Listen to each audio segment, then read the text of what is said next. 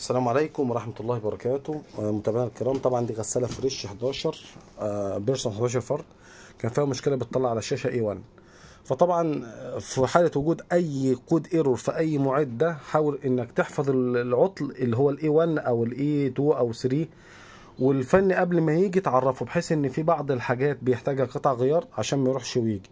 الحالة التانية إن شاء الله هنفك الغسالة دلوقتي ونسمي الله ونصينها، وباذن الله هنوفقكم بالاخبار. واي استفسار ان شاء الله هنسيب لكم ارقامنا، وباذن الرحمن هنصور فيديو ثاني بعد ما نشغلها باذن الله.